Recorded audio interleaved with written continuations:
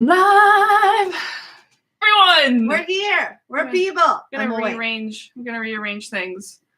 Where are we? Where are we? Oh, I forgot to ask before we started recording. Do you want to talk about that awesome D&D connection to Daniel that you experienced, or do you want to talk about it on the actual podcast? I will tease it here and share it on the cast. That works. I didn't know what side you wanted to do it on. No, I think it's appropriate to share with everybody. Yeah. It's a really fun little thing that I all caps texted Dixie about. Oh, look, you can see the box of our Millennium Falcon thing over Millennial there. Falcon. The Millennial Falcon. No, you made this. You texted me like exclamation points earlier this week. Just had this like. Just the clarity of thought that you're like, there's a D&D connection. There's a big that I never even. I couldn't very have predicted it, and exactly because it's very specific to you. Yeah, and in fact, I'm gonna find it so I have it available. Anyway, so I don't think there's anything else too much. People were very interested to see how you were going to react to this episode. There were tears. There were tears. There were feels. Lots of feels. There were. God, it's tough. It's bittersweet. It is. We'll get into it in the main cast. I'll cry. It's okay. I'll be here. Okay. Thank you. I will be here for you. Do do do do do. I don't think we have too much else outside of. We've been definitely keeping up with San Diego Comic-Con. And because it's a Stargate connection, I forced myself, because of the Stargate connection, to watch the Aquaman trailer. It was hard work to do. Yeah. Guys, super to tough. Watch the Aquaman. I'm loving Shazam right now. Can I just tell you, I had an entire... Now, listen, I am not unknowledgeable when it comes to comic books, okay? Sure. I know more than the average person. It's fair. But last night, as I was, where Nick was watching something else about like the origin of Shazam and like the moment he gets his powers, and he said Captain Marvel, and I went, huh? Mm-hmm. And I went, this is DC. Yeah.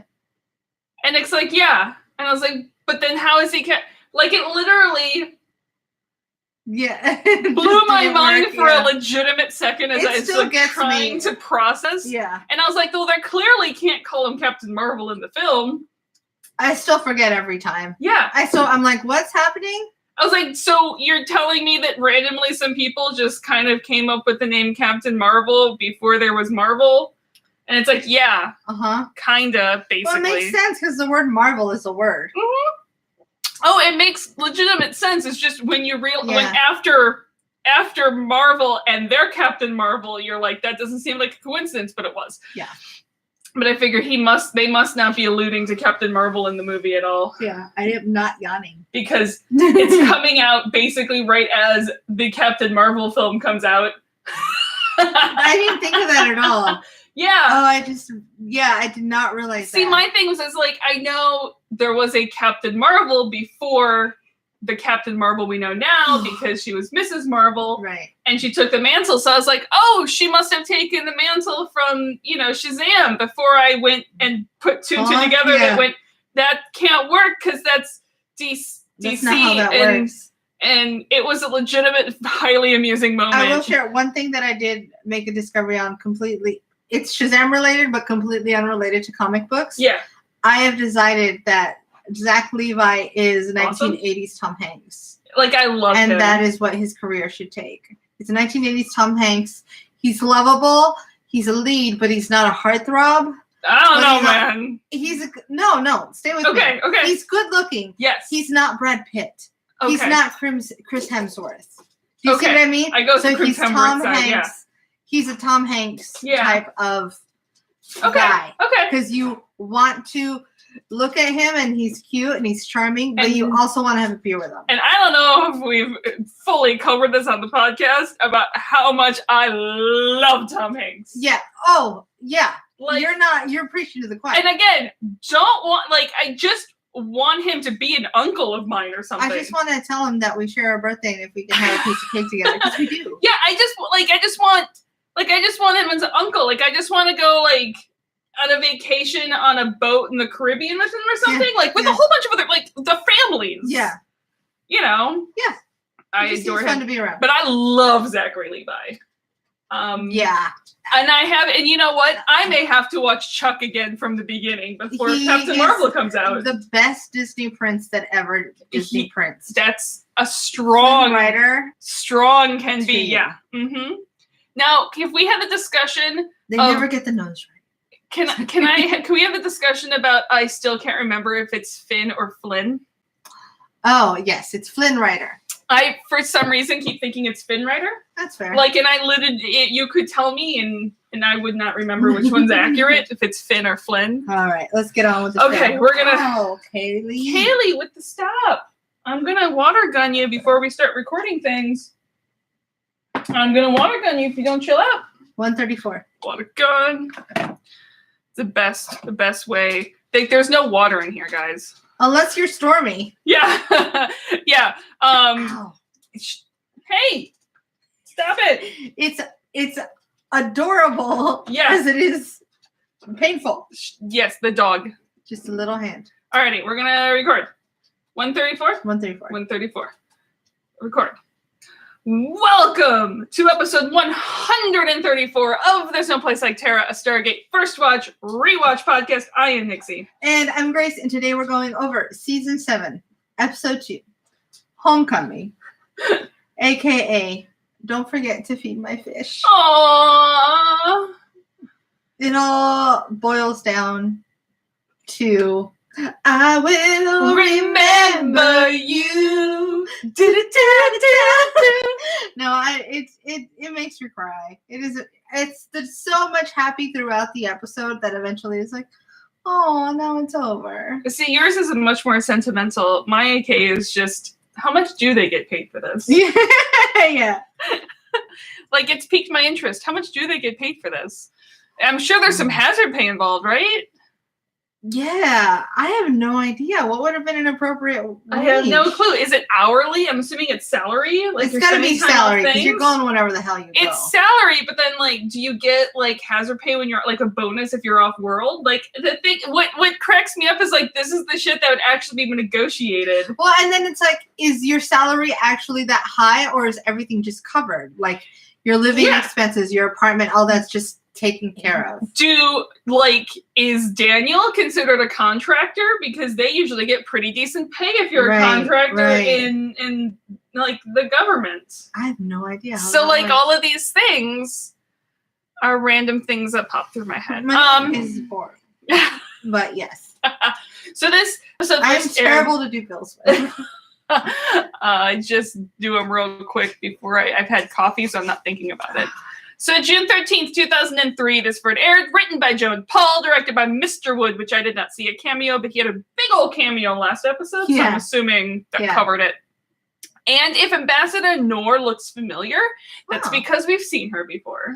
Oh, she did look familiar. What did we see her as? Glynwen Davies played the younger Catherine in 1969. Dun, dun, dun. Also, I didn't know that. She also plays Jacqueline on Travelers, because that's a fun show that has a bunch of Stargate connections. And we will see her again in Stargate.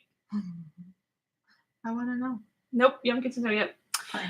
So previously on Stargate, Daniel arrived naked. He didn't remember anyone. There was hijinks on Anubis' ship. There's a trench run, and Anubis captured Jonas. The end. Done and done. Welcome back to the episode at the SGC with a great camera angle on the gate. We haven't seen that one yet. Well, we have, but we don't see it often. That really low. Yeah. Sam and like Jack. They're going up the ramp, and the ramp got really steep all of a sudden. Yeah, but it's like off to the side. Yeah. Jack and Sam come through the gate, and Hammond's like, where are the rest of your people? There was more of you that went through the gate. Yeah. Did I miscount you? Yeah. They're like, yeah, we killed off Anubis' super weapon, but the boys got stuck on the ship. Dun, dun, dun. And it's kind of For lost. those of you watching, I'm stretching my forearms.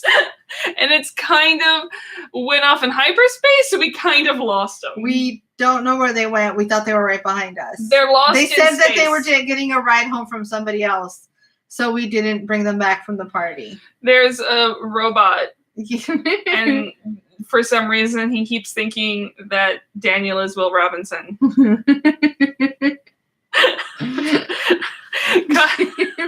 I stretched real hard for that one. I'm sorry. Cut to Anubis' ship.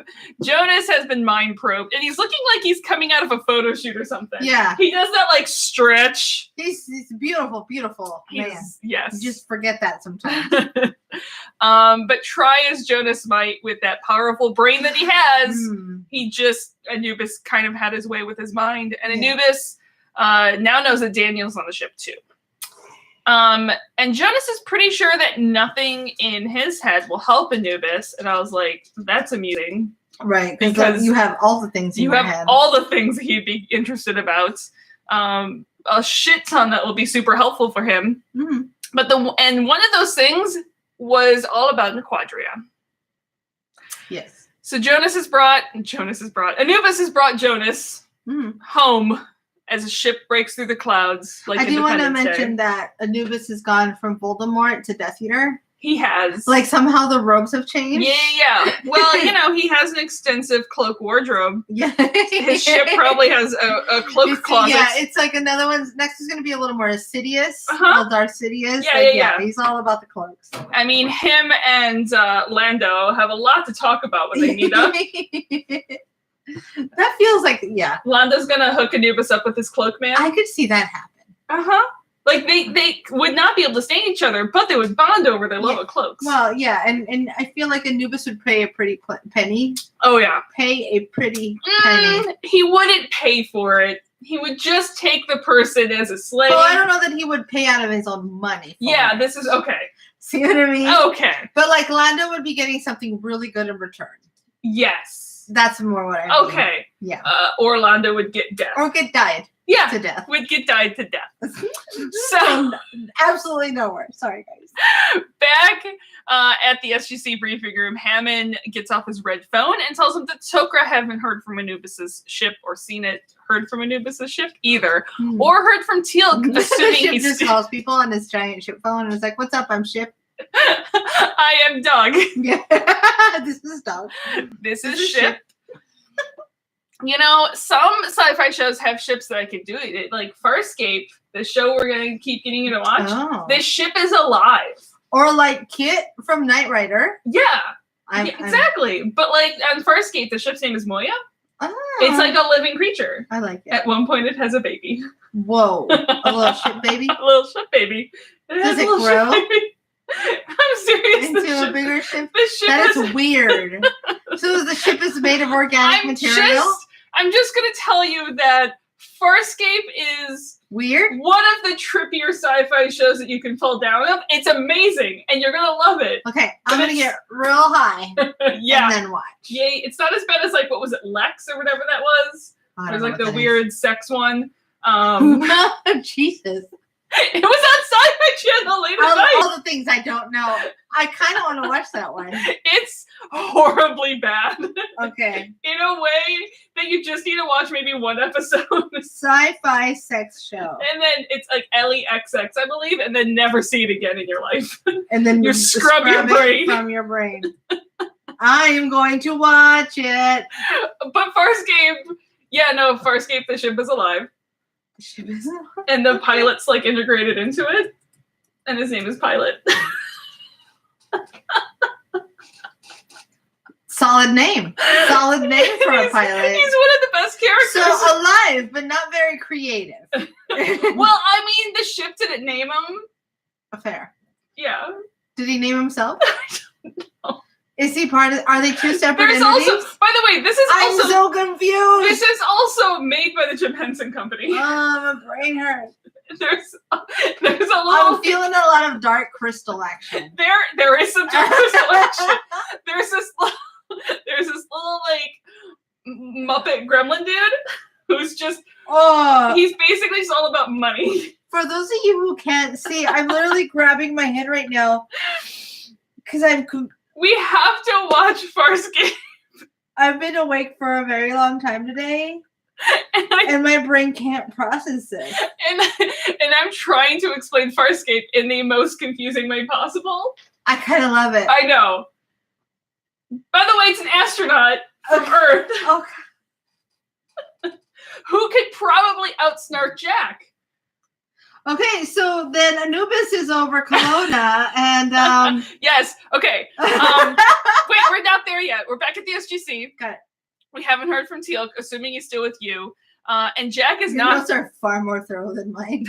Jack isn't going to touch on how the Ghoul left him high and dry with a 10-foot pole. He's like, I'm not going to say I told you so. We're going to leave that alone. And I'm going to save it for later. In the middle of all of Jack's complaining, Hammond turns and is like, look, I get it, Jack. The plan was shit, and you think it was shit, but we're here now, and we have to deal with it. So, like... we're in the shit now. I told you so does not help. Exactly. Solid. So, this is when Kelowna dials up Earth for a chat. Ambassador Teal'c tells him that they're under attack, and Hammond's like, yeah, dudes, remember how we told you that we can't help you with your own political shit? I love this part. This is like when you're little, and your mom's like, leave me alone because you constantly bother her. And you're like, but Mom, I think my leg is pointing in the wrong direction. I think I should bother you with this one. I'm not sure. I think there might be an Anubis over our planet. Hey, sorry to bug you. I know you're really busy. Like you know, when you said to only bother you if there's blood involved? Yeah. There's blood. There's blood. They gonna be blood. So we find Teal'c on a cell. There will be blood, and they will drink our milkshakes. And we'll bring boys to the yard. We'll bring Teal'c to the yard. He's in a cell and use ship, and he is pissed. He tells Oshu, which is U's first prime, that U is without honor. Which, them be fighting words. I'm really impressed that you got through that sentence without stumbling.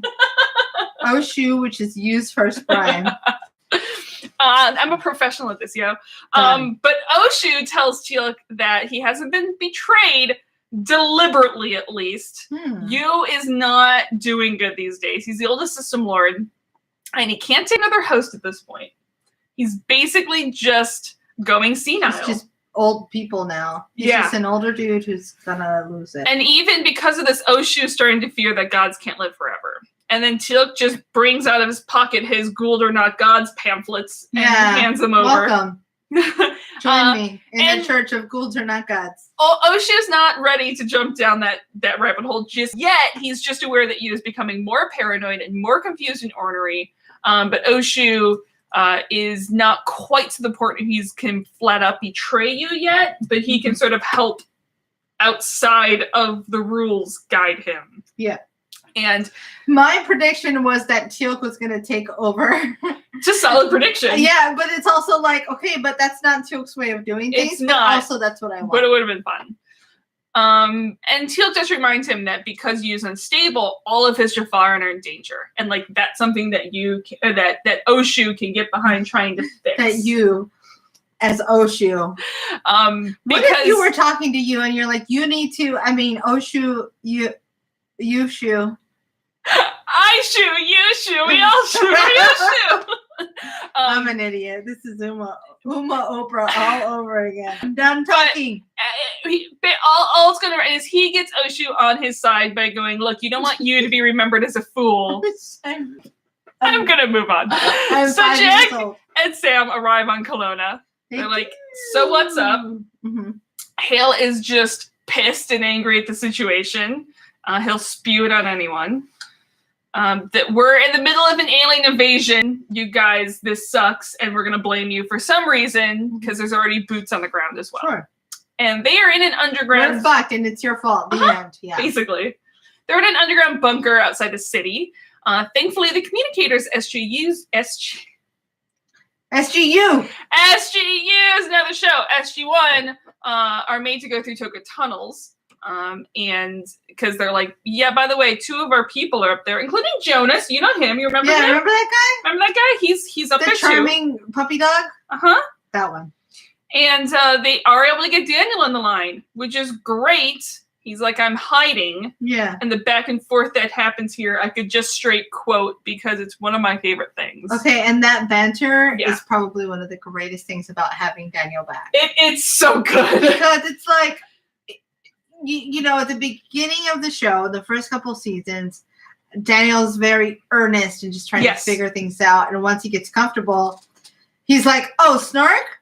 No, I can do snark. I can do snark. I speak snark. I'm very quick at picking up languages, and I've picked up the snark dialect." And we love Jonas, but Jonas is not a snarker. Because he's too fucking optimistic to be a snarker. And even Sam isn't a snarker per se. No. Like, Sam doesn't have the patience to go back and forth and snark. So if she snarks, it's to, like, nip it at the bud. End the conversation. Whereas Jack and Daniel are like, "What you doing?"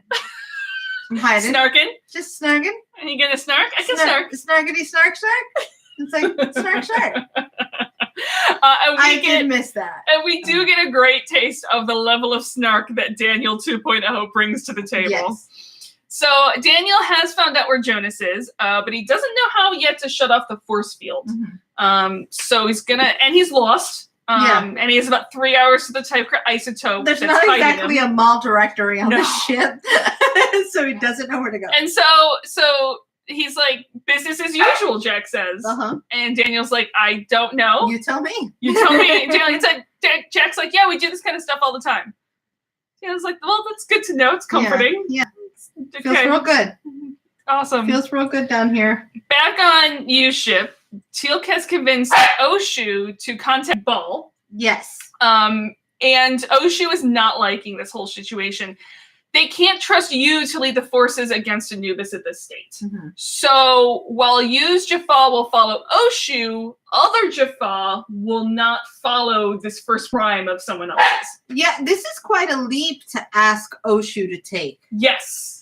It's like, it's almost as big as Teal'c turning on his master. Yes, but I think the distinction here, and it's the same way that they get Ball on track, is they're going for the same goal here. The enemy of my enemy is my friend. Yes. We are solely playing Once on that. you get past the Anubis phase, then all hands fight for themselves. Then it's again. Fight Club again. Exactly. So they FaceTime Ball, and he's like, "Why is this pond scum talking to me? And why is the Shulba here?" Yeah.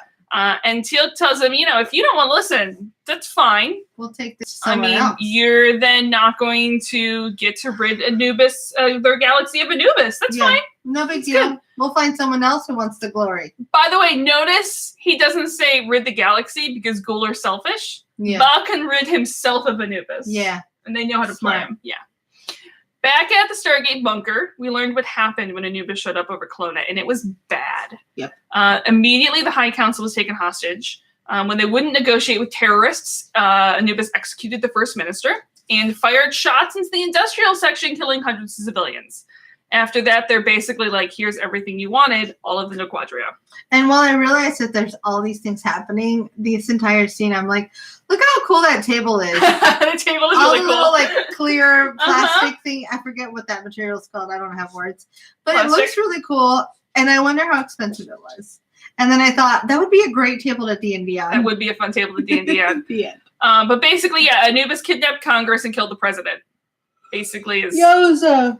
So Hale gets a call then, leaving Jack and Sam alone, and they assume that the probing of Jonas's brain, Anubis was able to figure out that Nequadria only works part of the time. And they're like, "We're pretty sure he's smart enough to figure out a stable way of using it, though." Yeah. And then Jack, da-da-da, It's a good one. It's an alternate version of my favorite of the dun dun dun. Yeah. But it is still good. It is. So they're still FaceTiming with Ball up on Yu's ship. Oshu tries explaining that Yu isn't able to command the system unit fleet anymore. And Ball's just pissed that they would try to judge their god. And yeah, he's like, "Who are you thinking that you're better than your god? And you're like a big old dumb face." And I do love that they try to play Ball here. Well, clearly he's not interested. Yeah. Yes, they play with balls. That they should probably go make this offer to Bastet instead. Right. If you don't want this, someone will take it. It's smart. I mean, Ball never said he wasn't interested. Yeah. He just wants great haggling. It's great haggling on the part of Teal'c and Oshu. He just wants everyone to be sure everyone will listen to him. And since the destruction of Anubis is in Yu's best interest, Oshu will support any action that leads to that goal. Beyond that, I commit to nothing. Yeah. Awesome. Game plan made. Teal'c's gonna go share the details with Earth to the Stargates. Dun, dun, dun, dun. Back on the under the surface. Sam wonders. Under the surface. Sorry. Under the sea. Under the sea. Downwards, green, now take it from me.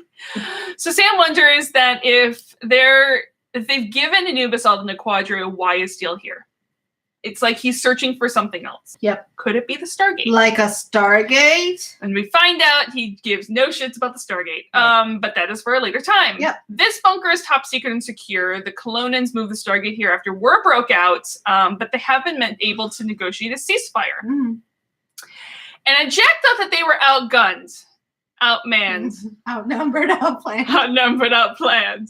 They're gonna make an all-out stand. Or no, we're gonna need a right-hand man. Check it. Can I be real a second? For just a millisecond. Let them my God and tell the people how to feel a second. You on the modern of a modern major general, the venerated Virginian veteran mineral up to put me on a okay, I'm done. I listened to David Diggs on the Mark Maron podcast recently. Okay, I'm gonna have to listen to that Mark Maron podcast. And then I learned that a lot about David Diggs and realized we were running in the same parts of really the Bay Area, and we're the same age. Oh wow! So I was like, I could have accidentally run into him and had no freaking idea. Wow! That it was him. You know what? In your head, you did. There you go. One night, we'll just decide that it was. Yeah. True. We were at the same party taking the same drugs. Yeah, that's completely canon now in your Very brain. Possible. I just really love to be Diggs.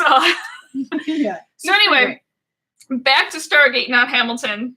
They were outgunned, but they used the Quadria bomb on people, and they immediately regretted it. So they went full World War II on this thing. They did. They went full atom bomb. And we don't have a one-to-one comparison, but they did say it was way more devastating than they could have possibly imagined it, so they immediately regretted it. So I wonder if this ended up being bigger than Hiroshima. The idea is the same. The idea is the same. It's this constant war. They couldn't get their shit together until someone just bombed someone else. Yep. So, yeah, it's like things are not quite okay. No. But we gotta fucking stop this. And much like our own history, people are coming to the negotiating table after this. Right. And you get the feeling that Teal'c truly regrets that they had to use it and was not completely on board with it when they did have to use it. Hale's like, fuck yeah, we did. We had to. We're faced with our own destruction. What it was. It's like exactly. There's no saying. I still don't know that there's a right or wrong answer to these things. There is. Like, but ultimately, we got this to stop. It's also one of those things where it's like the decision is made. It's done. And it's done. Yeah. But I don't think Hale regrets it in any way. Yeah. And he looks at it as they had to use it because Earth refused to help them. So which is bullshit. It is bullshit, but I think that's the narrative that he has in his head. Yeah, that was his reasoning for. That's how he sleeps at night. It is how he sleeps at night. Yeah, it's Earth's fault. And as horrible as it was, it brought about peace talks. Although the other two countries still don't know about the Stargate. Jack's like, they probably noticed the giant fucking ship hanging over the city, though. Yeah, it's about time that you tell them about it. And Sam says that Anubis can, if he can figure out how to stabilize the Quadria, he's going to want more. He's not just going to leave. And then everyone's fucked, because guess what? Guess who likes bombs and destruction and things? Also, guess what about that? There is no more. Yeah. Oh. The Quadria mines are dry. At Kelowna, right? Well, they don't know that yet. Got it. According to Kelowna, there's no more Quadria left. And bad news is for you is that Anubis is not just going to buy there's none left. He will enslave your people and he will mine this place until there's nothing left to do. Until he can see. But if we're going to help you, we're going to need the cooperation of the other two nations as well. Which, again, I find really rich for us to do, considering how things roll on Earth. Yeah. Do as I say, not as I do. Yeah. Yeah. Because we've told a couple countries on Earth about the Stargate. Isn't there like 100 and something countries? Yeah. We've told like 5? Yeah. Yeah. And that's not even common knowledge in those countries. Right. Yeah. It's just like one person in each of those countries knows this thing. So I find that just an interesting concept. But I will say that if how much smaller is this planet? If Earth were 3 planets, maybe Yes. things would be more likely to agree. work out. Yeah. Well, I find it, what we don't really know is, are these the only 3 countries on the planet? True. Or is this just the superpowers. the US, the Russia, the China? Fair. You know what I mean? I like your point. We have no clue if these are the only 3 or if these are just the biggest 3. Yeah. So, and Anubis' ship, his scientist is like, this shit's cool and all, but it's super unstable. Yeah. And Anubis is like, well, basically make it work, because your options are cake or death. Yeah. Basically. Yeah. And the guy's like, yep, will do. Get your point. But random question, why is Jonah still alive? Mm-hmm. And Anubis is like, because he's party. Basically, because I like him. Because I like his brain. Mm-hmm. And Daniel is sleuthing around. He's sneaky Daniel. He's sneaky Daniel. Gets close enough to talk to Jonas through walls. Just letting him know that, hey, I'm still here. Yeah. We're trying to get you out. The donuts. Actually, that works. The donut side story. One of the things that breaks my heart about the end of this episode is that we're, as far as I know, we won't get more. Because they are really fun together. It's like they should be bumbling more, but at the end of the day, their confidence only grows together. Yeah. And I get all warm and tingly. Well, it's also like both of them are night and day from when they started on SG1. They're both so it's like they've both started as these nerds, these quote unquote indoor soft kids. Yeah. And now they're like badasses. They are. But they still have these brains. And so it's just like, I just want to watch you all day. It's a lot of fun. It's a lot of fun. They're just the fucking most adorable thing ever. So back down in the command bunker, Ambassador Hale introduces Severin, I believe it is, and Nor from the other 2 major superpowers. The Targaryens and the Yeah. I'm just making up names. The Targaryens and the Starks from the 2 other major superpowers. Yep. Mm-hmm. And I love how Nor is like, well, they don't look alien. Yeah, okay. Fuck off a ton. Well, to be fair, if you heard that aliens came to the planet and then you see them and they look exactly like you. Okay, but your job is to be a diplomat. No, I agree with that part. So how about learn how to fucking talk like a diplomat? Yeah, you can think that. Yeah. Filter that shit before you say it. How about nice to meet you? Yeah. How about that? Uh-huh. Yeah, fucking idiot. Okay, I'm done. Remarkable how similar you look to us. Hey, look at that. Yeah. Okay, so she asks how the Stargate works, and conveniently Teal'c is coming through the Stargate at the same time. And they're a little alarmed since it looks like one of their enemy soldiers. I'm like, otherwise he looks human too. Are you just paying attention to the forehead? Yeah. Because otherwise he, like, a Jaffa looks human. Basically, we're all humanoids. Yeah. Everybody is humanoid. But they did get the message of what Teal'c's plan is. It's pretty batshit. Teal'c! Hey, way to go out on a limb, buddy. Because it's real batshit. It's like, you've been hanging around Sam too long. Uh-huh. Is kind of how crazy his plan is. Like, because it's not science-based. No. But it's as outlandish as the plans that Sam makes You're basically blowing up the sun. Yeah, in fighter form. Uh-huh. Yeah. Uh-huh. Because Braytech would be like, come again for Big Braytech?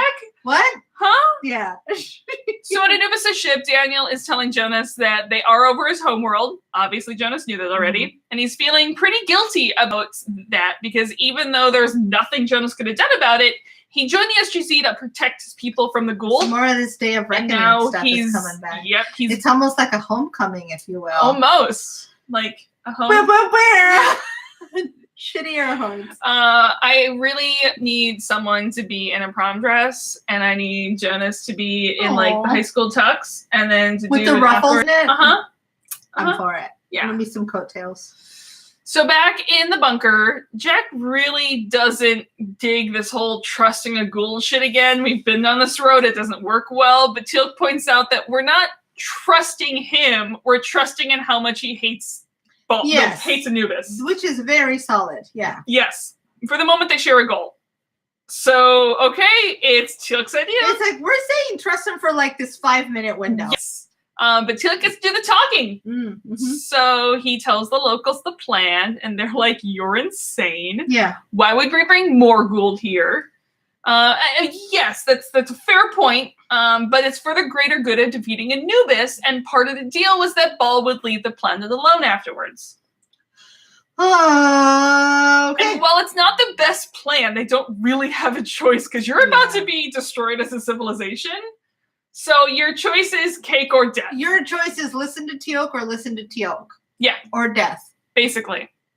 I'm going to go with door number 2. Listen to Teal'c.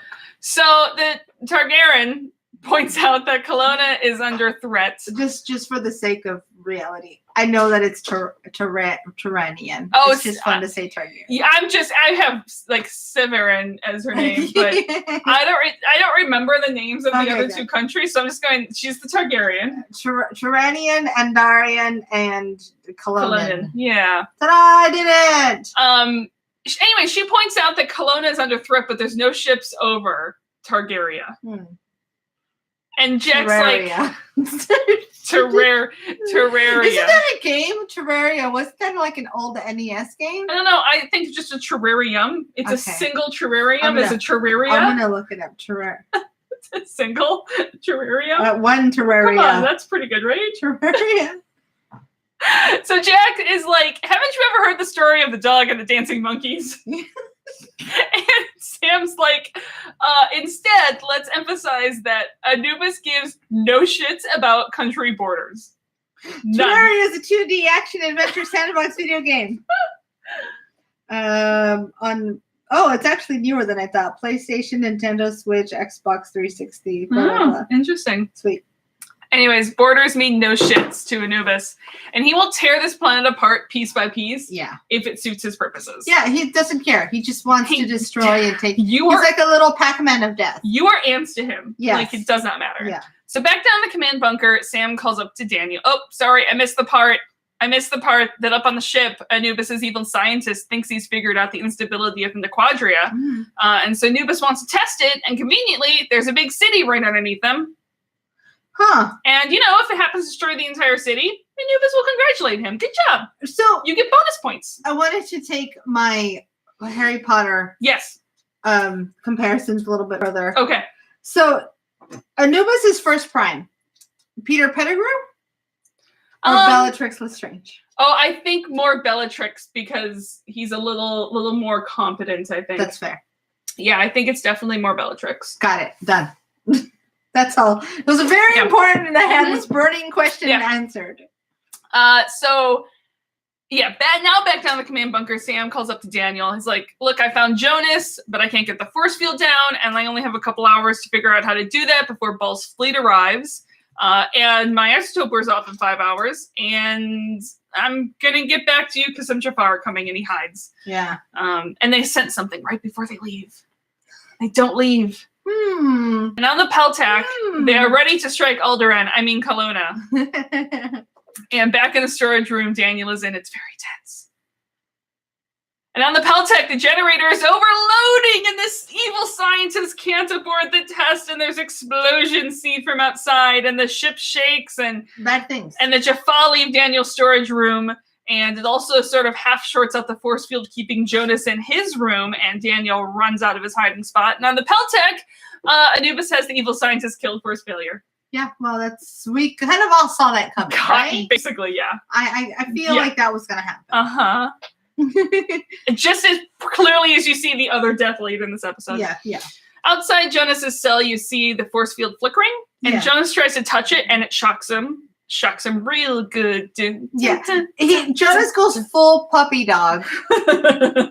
Like, in ways that I've seen Stormy run into a thing that's closed, and it's like, oh, buddy. Yeah, don't do that. And it's like, you can tell that they're a little bit hurt, but he's like, shake it off. I'm fine. I'm going to do it again. Jonas thinks he can make it. Yeah. And he runs and jumps in the force field, landing real hard. Like, full puppy dog. Full puppy dog. Yeah. That is the same as a puppy dog going through the when you have a storm door, like the screen door on the door wall. Yeah. That's the puppy because he knocked into it with his nose, but he can't see that there's something there. Yeah. And so he just goes more and just runs straight through the screen door. Eventually he finds it. Yeah. Yep. That's what just happened. But now they can get off the ship. And Daniel's like, this way. And Jonas is like, you sure? Nope. So back. Yeah, hang on. Let me look at my GPS system. No, I don't fucking know. Who knows? Let's just run. Just keep moving. Back at the SGC, Jack reports to I Hammond. was like, tell me my plan. Just kind of keep going and it fucking falls apart. Keep running. I was spending so much time with the doctor. Just keep running. It's fair. Anyway, so Jack reports to Hammond in person. Oh my God, Daniel with a sonic screwdriver. Just trouble. Can you imagine if the doctor just came into the middle of any of these adventures? Yeah, it's like, sup, guys? Oh, hey, it's bad here. Oh, you shouldn't run into that. Is there a gift shop? Yeah. So. Okay. We're back. Yes. Jack reports to Hammond in person. The Colonians are asking for more troops to help deal with the Jaffa, but more troops require Pentagon approval. Jack was more thinking just SG-1511. Yeah. Technical advisors. Sure. And they did convince the locals of this crazy-ass plan, so the least they can do is help out. Mm-hmm. In the bunker, Sam is explaining that Anubis' shields are less effective in the atmosphere of the planet, so Ball does have a chance. Super reassuring, a chance. It's better than not a chance. Again, when your options are cake or death, just take any piece of cake you get. Teal'c then comes in with a report that Jaffa are ransacking the Museum of Antiquities. Anubis is smart enough to know that the Stargate wouldn't be there, so there must be something else. And it's really kind of smart what they did is right when the fighting broke out, they packed up their entire museum. Right. And stocked it away. It's like, we don't know what this is, but we know it's good, so we're gonna hide it. Well, it's just also it's their valuables. Exactly. It's their museum. Yeah. Like they don't think the Gau'lds are gonna come. They're just going, this is our heritage, this is our museum, we don't want to bomb. So pack it up and move it away. That's fair. It's like packing up the Louvre if another World War broke out over Paris. You take all this stuff out of the Smithsonian. Exactly. And everything in this particular museum was from the original Gould dig sites, except for the tablets. Those are classified given the scientists working in the Quadria, and Sam's pretty sure Anubis is looking for something related to the Quadria. Well, I could have told you that. Because logic. Like the slimmest form of logic. The fact that nobody else figures that part out. It's like, no shit, losers. What else would he be looking for? So up on the ship, Jonas can wiggle his fingers again. Yeah. And they see a whole buttload of Jaffa heading to the cargo bay that they were trying to head towards, so they go the other way. Yeah, how about away from them? Back in the bunker, Hale's like, Jack, you brought 8 men. Mm-hmm. He's like, 8 good men. Thank you very much. Best kind of men. We could have brought no men. Yeah. But I also can see how Hale would be super alarmed with the situation. Yeah. Of these... There are literally hundreds of like this invasion force in your streets, and the people who clearly wouldn't be able to help you bring 8 people. Right, and I'm like, I hope these guys are like super soldiers. Yeah, I hope you brought 8 Captain Americas. Yeah, probably did. It's just 8 Jacks. Yeah. And Jack tries to explain that the ship is the problem. Like the streets are like once you get the ship gone, the Jaffa can be cleaned up easily. It's like, look, I know that your foot hurts, and you stub your toe, but you're having a heart attack. Let's deal with the heart attack. And I do like that Jack says Jaffa. The Jaffa. So Sam pipes in just to change the subject that she's pretty sure Anubis is looking for a crystal. Sam basically is like, fuck, both of our archaeologists are off screen, so let me put on my archaeologist hat. Yep. Since I have to do everything around these parts. And they explain to the locals what the crystals are for the Goa'uld, and pretty sure this crystal is all the Goa'uld original Quadria experiment notes. So the Colonians knew crystals were just decorative items. They didn't know they were that's what I thought. Yeah. So they were just classified as decorative and locked away, and clearly Anubis cannot be able to find this. Yeah. So Teal'c's going to take Sam to a warehouse where everything's stored. Hale wants to send a security team. Jack's like, let's just keep it on the down low. Let's just send Teal'c. 2 people that are far better than a security team, which is a Sam and a Teal'c. So back up with the dynamic duo. No, my heart. They're still sneaking around and trying to stay hidden, and the isotope's about to wear off. Daniel laments that the planet they found him on was really nice. The people were simple. Yeah. Life was quiet. you know, he didn't remember what all this was like. Yeah. And, you know, Jonas like, yeah, that was a nice plan. And we get to the conversation that we knew we had to get to. Yeah. Jonas starts off like, look, if we get out of this, Daniel's like, dude, you can keep the office. He was like, I was actually more talking about SG1 as a whole. I'm gonna go. Yeah. And for someone who lost the memory like last episode, Daniel picks up on the whole Jonas joined the team because he felt guilty about Daniel's death, though he thought he could continue his work real fast. Once he found his memories, they all came back. Floodgate. Yeah. Which I kind of buy. Sure. But it's like he recovered the computer. Yes. Now it's all back. Well, he's still sifting through it. He has all the information. Sure. He has to sift through it sometimes. He hasn't defragged it all. No, but it's all there at least. Yeah. It's a really good thing when you back up your Daniel moments before death. Yeah. Yeah. Back up your Daniels before death. So Daniel's like, look, this job is great as all the lousy hours, the constant peril. Jonas is like, on the bright side, though, you get to travel a lot. Yeah. And Daniel's like, you are way too up for anyone's good. Yeah, and I love the way it's Daniel saying someone's too up. It's like, have you ever known yourself? And I do also that Jonas is like, yeah, in a way that it's like, sometimes I wish I wasn't so optimistic. Yeah, this is just what I am now. I can't help it. Mm-hmm. It'd be really nice if I was pessimistic every once in a while. I could join in on the snark if I was. Yeah. And this part tugs at the heart. It really does, because it's kind of like, okay, it's kind of like when you apply for a new job. Yes. But you love the people you work with. Yes. But you're just ready for growth and change. And you're like, look, I love you guys, but this is just where I'm going next. Yep. And so it's almost harder to leave a place that you like versus a place where you're like, fuck all of y'all, I'm out of here. Yeah, because... And so it's pulling at those feelings for me. Because I've been in that place that when you make a job that is for good professionally and good personally, you do, because of the circumstances, lose connections with people that you were very close to. You may have to give up relationships that you don't want to give up, but sometimes you have to. Yep. And Jonas always felt like Jack wasn't 100% comfortable with having Jonas around. Daniel's like, I mean, Jack told me that you were a good man. Mm-hmm. So before we discuss what will happen now that Daniel's back, let's focus on getting out of here. And they decide to try to use that 2,000-year-old ring platform. So down the planet... Just dust it off a little. Just dust it. Fine. And on the planet, Teal'c and Sam and Draylak are going through the storage warehouse. They're the first ones there. That's good.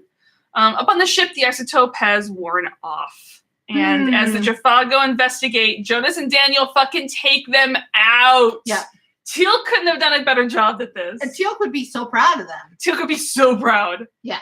It's like, y'all did a good work there. And they're ready to ring down into the warehouse. It's taken them quite a while, but Teal'c finds the crystal. And right as that happens... Dun, dun, dun! A whole load of Jaffa come in. Enough that there's, like, the three of them. Yeah. Okay, let me rephrase that. The two of them have very low odds of fighting their way out of this.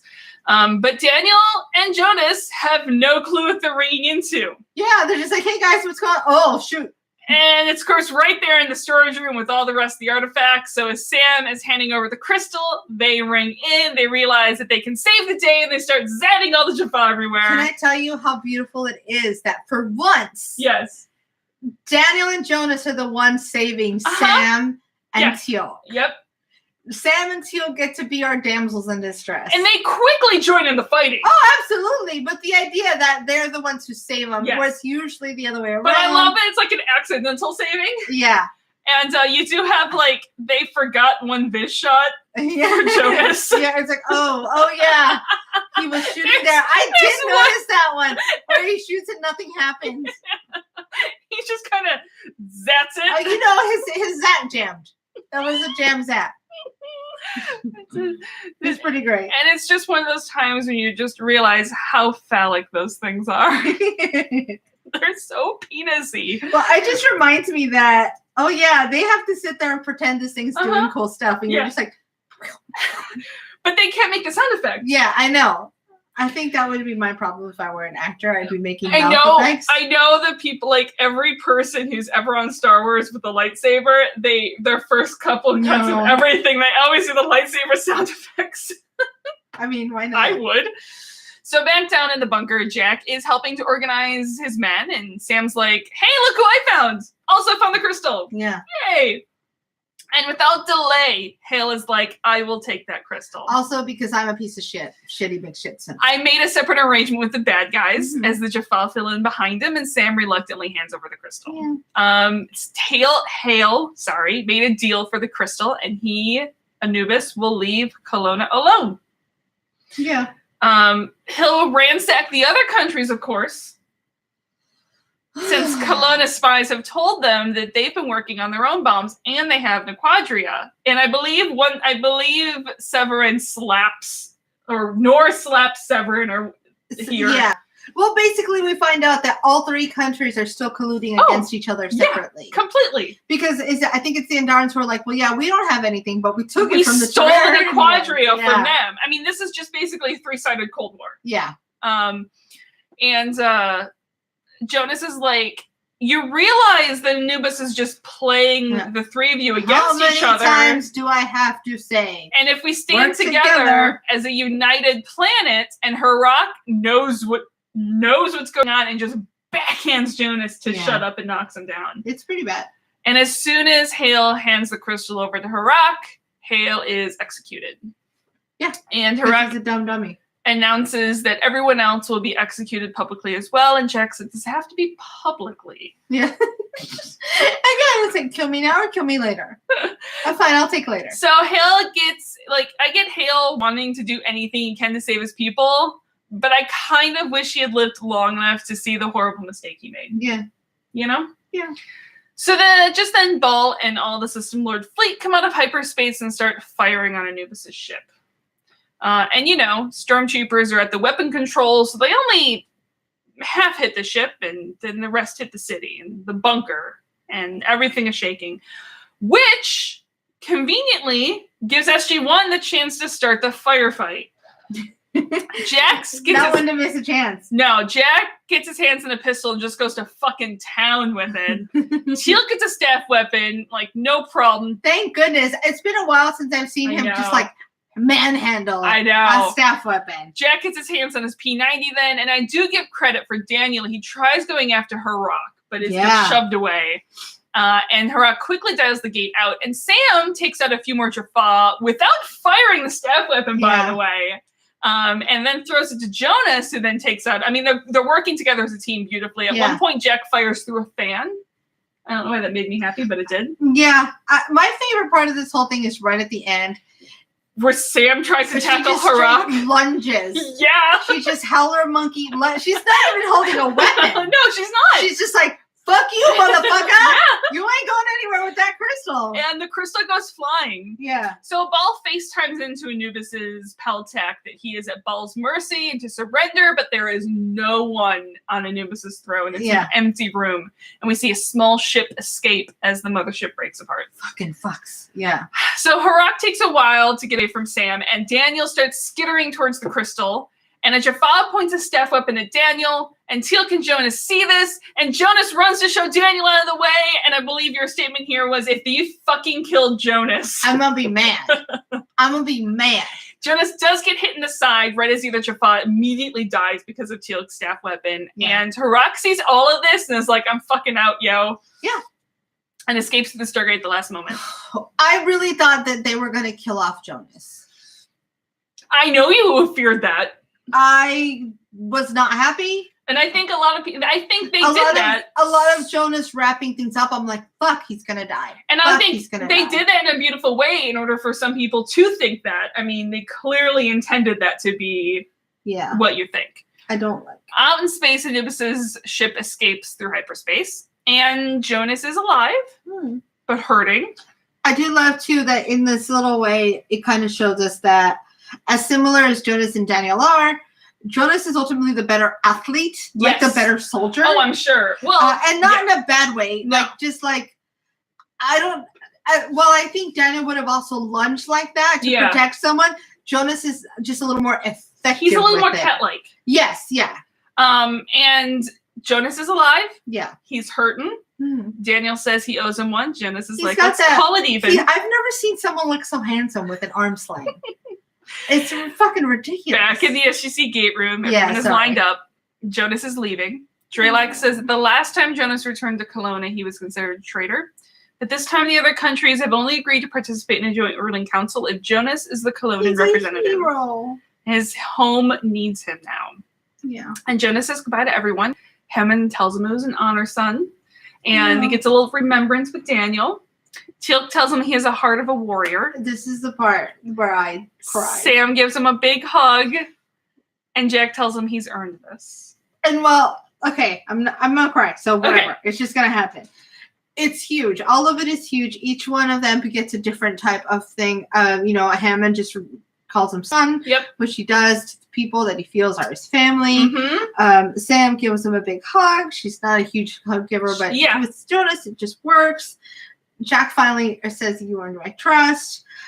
He gives Daniel the like, "Hey, fellow dude," like all this other stuff.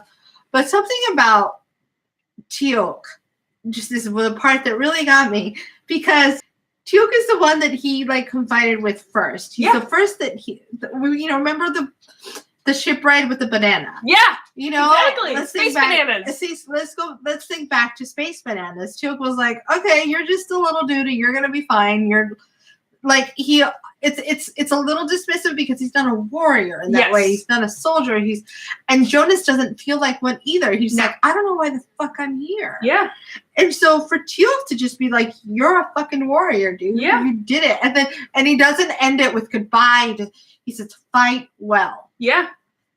Because that's what Jonas is doing. He's still fighting. For his people. For his people, which has always been the point for Jonas. And like, it's almost like this is a promotion for him. Yeah, he's going on to fight a bigger fucking fight. Oh, yes. And so with one last look back at his team, he's gone home to do great things. But don't forget to feed his fish, guys. And everyone except for Jack and Daniel, dinner is at 7. Yeah. Don't be late. Teal'c gets angry. You don't want to see Teal'c when he's angry. I'm bad enough when I'm angry. Yeah. And Daniel points out that, not that he doesn't mind rejoining SG1, exploring the galaxy, new culture, saving the world, but they get paid for this, right? Yeah. This moment is interesting because I'm like, what's going to happen? Because for a minute it feels like Daniel regrets things. Yeah. But then you're like, oh, no, he's just being a silly dude. And so Jack just welcomes him back, and we get one last long shot of Daniel gazing up at the Stargate. The end. But you did have a great correlation, though, of Jonas was our foster puppy. Yes, and now he has a new home. And a great big field to run around. Yeah, and like the real sense of like not like your puppy died, but like he's gone on to something bigger. Yes. To something better. Uh-huh. It's a big ass deal. We were just fostering him for the year. There's no better way to send someone off, but we still send them off. So it's really, and that's the bittersweet part. And we have Daniel back. So it's hard to be sad when you're happy. Exactly. And that's almost in that weird space that I'm in. It's hard to be sad when you're happy. Can I say a lot of people were wondering how you were going to feel about having Daniel back? Well, we all know how angry I was at Daniel. Yes. But again, there's this fucking weird parallel in like actual. Oh, we have, I think, a bartender. Pause for a second. Wait for bartender Nick. Come in. We're almost done. So the magic of YouTube. The magic of YouTube. Yeah. So we have Daniel back. Much like I was saying. Yeah. Much like a personal relationship of mine, once you realize that someone is back, but they're actually back to stay, and you can trust that they're going to stay, anger dissipates. Yeah, because you were mad at them for being gone, not them leaving. Right. And so I'm happy to have Daniel back. I'm still sad I'm going to cry again. I'm sad that Jonas is gone, but yeah, of course I'm happy that Daniel's back, Yes. and I just want to see where it goes. And he just gets right into the swing of things. Not only Daniel, but Michael Shanks. And I think this is the perfect time for you to realize to share your D&D connection that you came across. I think I may have shared before, but a while back I made my very first character, Ellie. Ellie was a cleric. She's really pious in a sense. But she always wanted what was best. She always fought hard with her friends, and she always gave me a very Braytech feel. She was something a little more. There was a little more innocence to her. Yeah. So she was a cleric, but she was smart, and she was an orphan. She didn't have a lot of backstory. Yeah, she was on her own. All of these things, they mirror Daniel. Yeah, and this is all before I knew Daniel's story. At some point in the campaign, she was killed in a one-shot. Now, because of how amazing of a cleric she was, and her cleric was her deity was a deity of light and life, she got to meet her god, much like Daniel got to meet Oma, and was offered ascension. Yeah, in the same way Ellie was offered the riches of heaven. Yeah, she's like, you can sit here, you can be I forget what the word is, but become a saint. Yeah. But she said, no, I choose to go back and help my people. Yeah, your friends. I have to go back and help my friends. In the same way that Daniel's like, I have to risk all of this to save Abydos and to save the Stargate. Yeah, and to save SG1. And so I texted Nixie in all caps in the middle of the week, and it was the strangest thing because I was like washing dishes. Yeah. And it just kind of all came back to me. And I went, oh my God, Daniel is Ellie. The best part of all this is this story happened like years ago now. Yeah, well, I think if I remember correctly, you made Ellie long before we started watching Stargate. Yeah. But we had started watching Stargate, I think, when Ellie came back. Well, yeah, I mean, Ellie died and came back about a year ago. That's what I'm saying. So we were into Stargate when Ellie died and came back, but long before Daniel ascended. Yeah. Long before that. So it's just kind of crazy. Yeah, it's really freaking cool, and it was fun. Yeah, it's good. All the feels are there right now. All the feels. Okay, we're gonna wait on ranking this because obviously this is number 1. We have not done our top 10 list. We promised that for next week our top 10 list will be out. We promise for our patrons, and then we will announce it on the podcast. Yes. But I just want to say that next week is Fragile Balance. And guys, I love this episode so much. Okay. It is a pure fun episode in a way that we haven't had in a long time. I like watching Bartender Nick run in the background. It is a pure fun episode. Yeah.